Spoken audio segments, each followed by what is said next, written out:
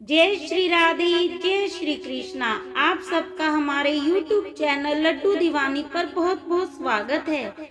आज हम सुनेंगे एक वृंदावन के संत की अद्भुत कथा। बहुत पुरानी बात है। वृंदावन में एक संत रहते थे। उनके पास बाल कृष्ण की एक मूर्ति थी जिसे वह अपना पुत्र मानते थे और स्वयं को नंद बाबा समझकर श्री कृष्ण की मानसिक सेवा किया करते थे। श्री कृष्ण का चरित्र ही इतना अद्भुत है कि उनसे आप अपना कोई भी नाता, चाहे पिता का हो, पुत्र, स्वामी, पति, सखा, दास आदि जो भी आपको अच्छा लगे वे जोड़ सकते हैं। विनय पत्रिका में भी लिखा गया है, तो ही मोहि नाते अनेक मानिए जो भावे, जो त्यो तुलसी कृपालु चरण शरण पावे। संत बाबा ब्रह्म मुहूर्त से लेकर रात्रि में शयन करने तक कन्हैया की मानसिक सेवा करते और मन से ही उन्हें सभी वस्तुएं अर्पण करते।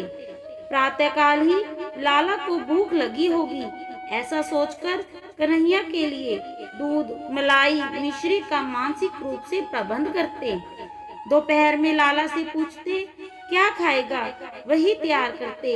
शाम को रात्रि भोजन कराते और रात को सोते समय दूध पिलाते। गीता में भगवान श्री कृष्ण कहते हैं, पत्रम पुष्पम फलम तोयम यो मे भक्त्या प्रयच्छति तदहम भक्त्युपहतम श नामी प्रयता तमनः। अर्थात पत्र, पुष्प, फल, जल जो मुझे भक्ति से अर्पण करता है उसे मैं सगुण रूप में प्रकट होकर प्रेम पूर्वक स्वाद के साथ खाता हूँ। लाला के प्रति बाबा का वात्सल्य भाव इतना प्रगाढ़ हो गया था कि वे हर समय उन्हीं के ध्यान में मगन रहते, उन्हें लाड लडाते रहते। रात्रि में लाला के बिस्तर के साथ अपना बिस्तर लगाते और उठकर देखते कि कहीं लाला ने मल मूत्र तो नहीं कर दिया और मानसिक रूप से ही बिछौना खराब होने की आशंका से उसे बदलते थे। कभी भावना करते कि आज कन्हैया फल मांग रहा है। बाबा बाजार जाते, फल वाले के पास, हलवाई के पास, खिलौने वाले के पास जाकर नेत्र बंद करके खड़े हो जाते और हाथ जोड़कर लाला को मन ही मन वस्तु अर्पण करके मन में संतुष्ट हो जाते कि मेरा लाला सभी चीजें पाकर प्रसन्न होकर खेल रहा है।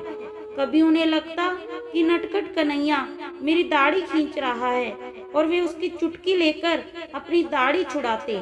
संत बाबा यमुना स्नान को जाते तो लाला को स्नान के लिए साथ ले जाते।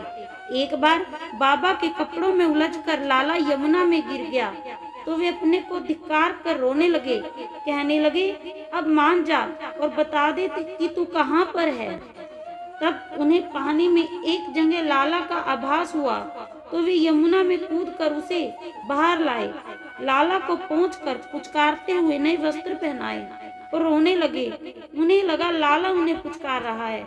अब वे बड़ी सावधानी से लाला को किनारे पर बिठाकर लोटे से स्नान कराते थे। एक बार बाबा के एक शिष्य ने उन्हें काशी आने का संदेश भेजा। बाबा जाने को तैयार हुए तो उन्हें लगा कि उनका कन्हैया उन्हें जाने से रोक रहा है और कह रहा है, मुझे छोड़कर काशी मत जाना, मुझे तुम्हारे साथ यहाँ बहुत अच्छा लगता है। बाबा कहते, मेरा लाला भी छोटा है, बड़ा भोला है, मुझे कन्हैया को छोड़कर कहीं नहीं जाना। धीरे धीरे समय की गति के साथ बाबा का शरीर जीर्ण हो गया। उन्हें जरावस्था ने घेर लिया पर उनका कन्हैया छोटा सा लाला ही बना रहा। एक दिन लाला की मानसी सेवा करते करते बाबा के जीर्ण शरीर से प्राण निकलकर पंच तत्व में विलीन हो गए। लाला बाबा के बगल में बैठा रह गया और बाबा उसके धाम को चले गए। शिष्यों को जब बाबा के महाप्रयाण का पता लगा तो वे उनके शरीर को लेकर शमशान आ गए और अंतिम संस्कार की तैयारी करने लगे। तभी वहां एक 7-8 साल का सुंदर सलोना बालक धोती पहने व कंधे पर गमछा रखे पहुंचा। उसने कंधे पर एक मिट्टी का घड़ा रखा था जिसके ढक्कन पर अंतिम क्रिया की सामग्री रखी हुई थी।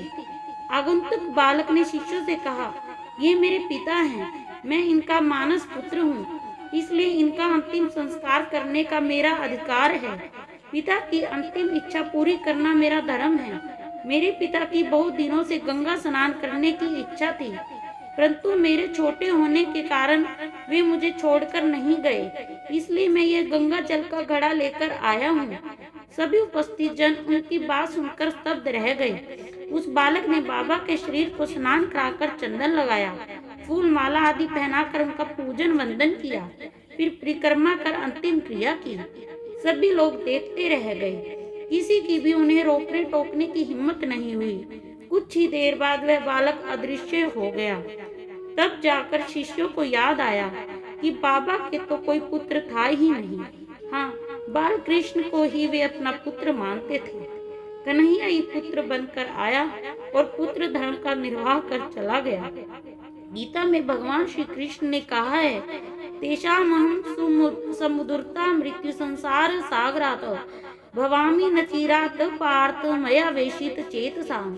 अर्थात हे अर्जुन, जो मेरी सेवा करता है, मुझ में चित्त लगाता है, उसे मैं मृत्यु रूपी संसार सागर से पार कर देता हूँ।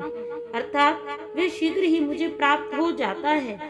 भगवान ने गीता के अपने वचन योग क्षेमम वहाम्यहम के अनुसार संत बाबा को सायुज्य मुक्ति प्रदान की। जय श्री राधे, जय श्री कृष्ण, जय कुंज बिहारी श्री हरिदास।